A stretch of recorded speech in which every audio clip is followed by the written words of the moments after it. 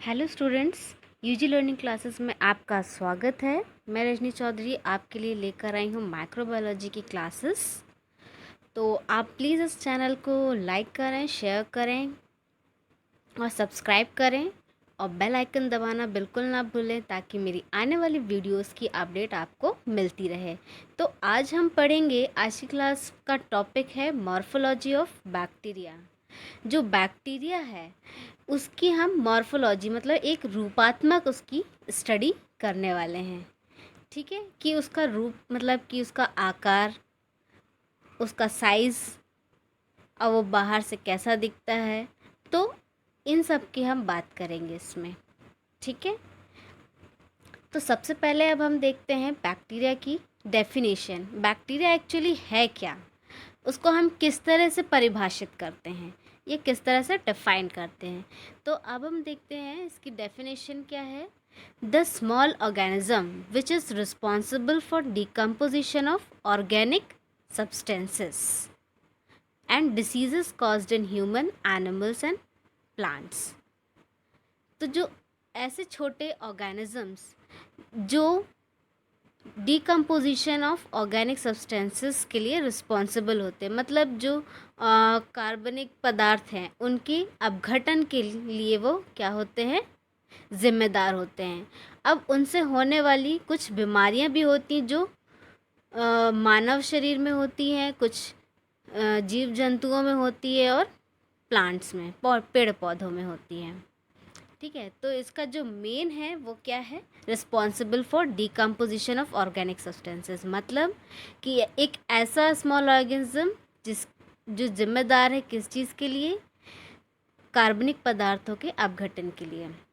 अब हम इसमें देखते हैं अकरेंस कहाँ पे पाया जाता है, उसका रहन जहाँ वो पाया जाता है वहाँ का एरिया कैसा होता है, क्या उसे चाहिए है, तो इस हिसाब से उसका हैबिटेट क्या है। तो हम अकरेंस और हैबिटेट दोनों ही वर्ड यूज़ कर सकते हैं। तो देखते हैं क्या है उसका occurrence. Found all over the world, मतलब इस पूरी दुनिया में वो किसी भी एरिया में पाया जाता है, चाहे कोई भी देश हो, कोई भी अ, कोई भी देश हो या कोई भी एरिया हो, वहाँ पे ये उपस्थित होता है। अब इसमें जो माध्यम है, present in air water soil. Air water soil हर जगह है, हर स्टेट, हर कंट्री, हर एरिया में है। तो उसका जो माध्यम है वो क्या है, एयर वाटर और सॉइल, ये तीनों ही माध्यमों में पाया जाता है।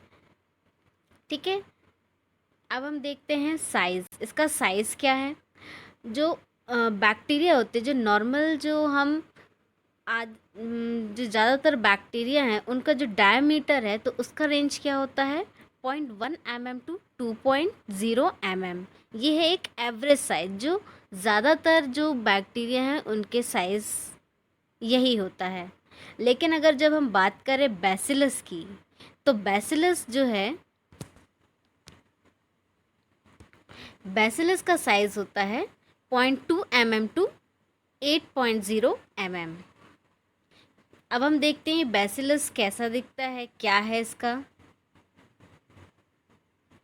शेप, और हम इसका नाम ऐसा बैसिलस क्यों रखा है। तो अब हम इसके शेप पे देखते हैं कि इसका शेप क्या है।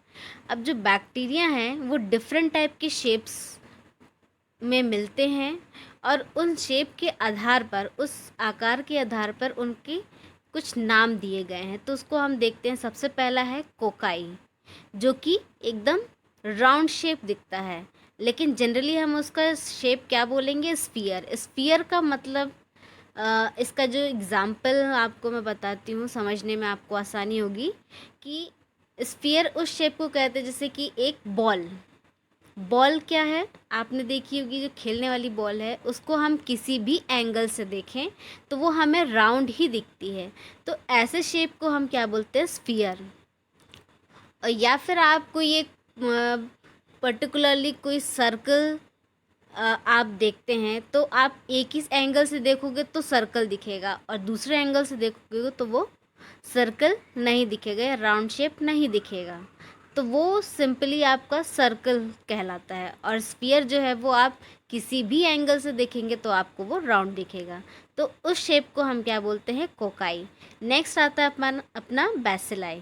बेसिलाई जो है उसका शेप क्या होता है, रॉड शेप, एक छड़नुमा आकार होता है उसका, ठीक है, तो उसको हम रॉड शेप कहते हैं। नेक्स्ट है आपका विब्रियो। विब्रियो जो एक ऐसा है बैक्टीरिया है जिसका शेप कैसा है, एक जो हम इंग्लिश के जो ग्रामेटिकल मार्क्स होते हैं, एक कॉमा शेप होता है, तो कॉमा की तरह वो दिखता है, तो इसलिए इसको हमने क्या नाम दिया है, कॉमा शेप बैक्टीरिया, और जिसको हम क्या नाम से बोलते हैं, विब्रियो। नेक्स्ट है आपका स्पायरलम।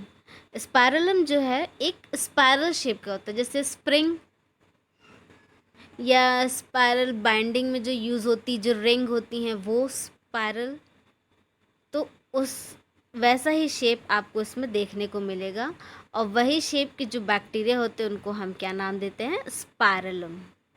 ओके, सो नेक्स्ट है आपका, इन शेप के आधार पर डिफरेंट अरेंजमेंट्स होते हैं।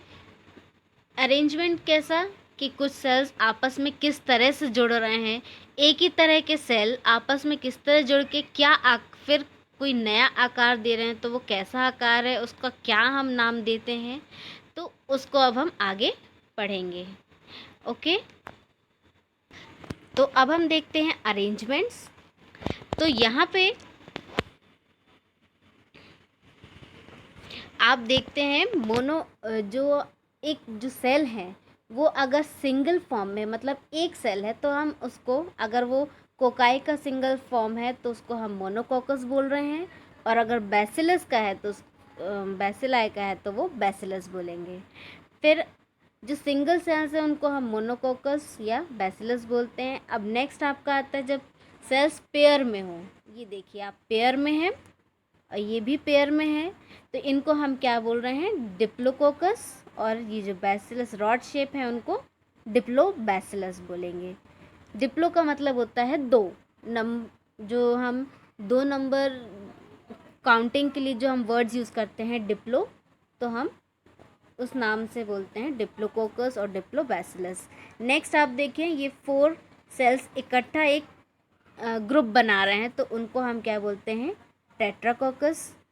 अब यहाँ पे आप देखेंगे कि ये इसके सेल अरेंजमेंट थोड़ी अलग है, एक ये क्लस्टर के फॉर्म में है, और क्लस्टर के फॉर्म कुछ ऐसा है कि वो जैसे आपने देखा होगा कि गुच्छे, अंगूर का गुच्छा कैसा होता है, तो उसी तरह से इसका अरेंजमेंट है, और इसमें जो नंबर ऑफ़ सेल्स हैं वो क्या होती हैं, ज़्यादा होती हैं, तो इसलिए इसका नाम हम क्या देते हैं, स्टेफाइलोकोकस। अब कुछ ऐसे हैं जिनमें नंबर ऑफ़ सेल्स क्या है, 7, और वो 7 सेल्स मिल के जो अरेंजमेंट बनाते हैं उनको हम सार्सिनेला कहते हैं।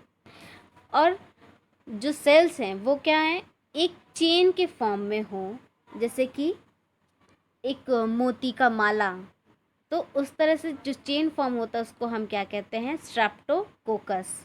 और यही जो बैसिलस रॉड है वो पेयर्स में जुड़ के एक लंबी चेन बनाते हैं, तो उनको हम क्या कहते हैं, स्ट्रेप्टोबैसिलस। अब आप देखिए यहाँ पे ये कुछ ट्विस्टेड से स्ट्रक्चर्स दिख रहे हैं, और यहाँ पे भी एकदम हाईली कॉइल्ड स्ट्रक्चर्स, तो ये दोनों ही क्या होते हैं, स्पायरलम के अंदर आते हैं। कुछ हैं जो कम स्पायरल फॉर्म में होते हैं, कुछ एकदम ज़्यादा होते हैं, तो जो कम स्पायरल फॉर्म में होते हैं उनको हम स्पायरोचेट्स भी कहते हैं।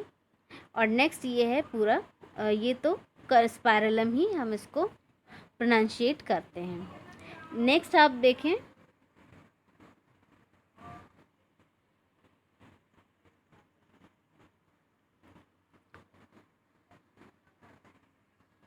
ये आपका देखिए, ये सेल स्ट्रक्चर जो दिख रहा है, इसमें आप देखिए हेड जो है वो क्या है, ब्लंट है, और जो टेल है वो पॉइंटेड है, तो इस तरह के जो हल्के से ट्विस्टेड है, तो उन शेप को हम क्या नाम देते हैं, विब्रियो। ये हो गए विब्रियो सेल्स।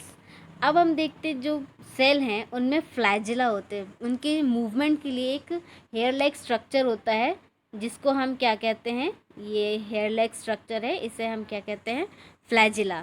तो अब इसकी जो पोजीशन है कि कहाँ पे ये उपस्थित होता है, कितने नंबर्स में होता है, तो उसका एक ये क्लासिफिकेशन दिया है छोटा सा। तो हम इसको देख लेते हैं। जब किसी भी सेल के एक एंड पे एक ही फ्लैजिला होता है तो उसको हम क्या कहते हैं, मोनोट्राइकस। ठीक है, एक ही सिरे पे एक ही हेयर लाइक स्ट्रक्चर होता है मूवमेंट के लिए, उसको हम मोनोट्राइकस बोलते हैं। फिर एक सेल यहाँ आप देखिए, इस सेल में एक ही एंड पे, एक ही सिरे पे एक से ज़्यादा क्या है, एक से ज़्यादा इसमें फ्लैजिला प्रेजेंट है, तो इनको हम क्या कहेंगे, लोफोट्राइकस। नेक्स्ट है, आप यहाँ देखें, ये जो है इसमें दोनों ही सिरों पे एक से ज़्यादा, दोनों ही सिरों पे एक से ज़्यादा आपका क्या है, फ्लैजिला है, तो इसको हम एम्फीट्राइकस बोलते हैं। और यहाँ पे आप देखेंगे कि एक सेल ऐसा है जिसकी पूरी बॉडी पे ही फ्लैजिला प्रेजेंट होते हैं, तो उसको हम क्या बोलते हैं, पेरीट्राइकस। तो ये हो गए इनके फ्लैजिला के अरेंजमेंट्स के आधार पे छोटा सा क्लासिफिकेशन, और जो हमारे ये सेल्स हैं इनके अरेंजमेंट्स हमने देख लिए। अब नेक्स्ट आपका आता है बैक्टीरियल सेल। अब हम देखते हैं, ये है एक टिपिकल बैक्टीरियल सेल का ये स्ट्रक्चर है। अब इसके जो स्ट्रक्चर्स है, डिफरेंट जो सेल ऑर्गेनल्स इसमें प्रेजेंट है, डिफरेंट स्ट्रक्चर्स प्रेजेंट है, उनको हम 2 पार्ट्स में डिवाइड करते हैं। एक है एक्सटर्नल स्ट्रक्चर जो बाहरी तरफ है, और एक है जो इंटरनल स्ट्रक्चर्स, जो स्ट्रक्चर्स अंदर की तरफ पाए जाते हैं उनको हम इंटरनल स्ट्रक्चर कहते हैं। तो अब हम देखते हैं कि जो आउटर स्ट्रक्चर्स है, जो एक्सटर्नल स्ट्रक्चर्स हैं, वो कौन कौन से हैं। ओके, तो सबसे पहला आपका आता है कैप्सूल। कैप्सूल एक सबसे बाहरी परत होती है बैक्टीरियल सेल की। नेक्स्ट आपका आता है सेल वॉल, जो कैप्सूल के जस्ट नीचे अंदर की तरफ है उसको हम क्या कहते हैं, सेल वॉल। और सेल वॉल के जो नीचे लेयर है उसको हम प्लाज्मा मेम्ब्रेन कहते हैं। अब इस प्लाज्मा मेम्ब्रेन से ओरिजिनेट क्या होते हैं, फिम्ब्री और पिलाई, ये दोनों ही क्या हैं, हेयर लाइक स्ट्रक्चर्स हैं। और इन हेयर लाइक स्ट्रक्चर्स के अलावा एक जो थिक हेयर लाइक स्ट्रक्चर है उसको हम क्या कहते हैं, फ्लैजिलम, जो कि अभी जस्ट थोड़ी देर पहले ही हमने देखा है कि फ्लैजिला के आधार पे छोटा सा क्लासिफिकेशन था। तो ये मूवमेंट के काम में आता है। ठीक है, तो ये हो गए हमारे क्या, एक्सटर्नल स्ट्रक्चर्स। अब हम देखते हैं इसके इंटरनल स्ट्रक्चर्स। इंटरनल स्ट्रक्चर्स क्या हैं, सबसे पहला आपका इंटरनल स्ट्रक्चर क्या हुआ, डीएनए, जो कि एक जेनेटिक मटेरियल होता है। देन आपका हुआ ribosome, mRNA, polysome, cytoplasmic inclusions और मीजोसोम। ठीक है, और मीजोसोम कैसा स्ट्रक्चर है, ये जो प्लाज्मा जो हमने देखा था, ये प्लाज्मा मेम्ब्रेन, इस प्लाज्मा मेम्ब्रेन ये अंदर की तरफ एक कॉन्ट्रैक्ट, एक संकुचित सा संरचना बना लेता है, और उसको ही हम मीजोसोम कहते हैं। इसकी हम आगे पूरी फुल डिटेल स्टडी करेंगे, मेरी नेक्स्ट वीडियो में आपको इसका पूरा डिटेल मिलेगा। So thank you for watching.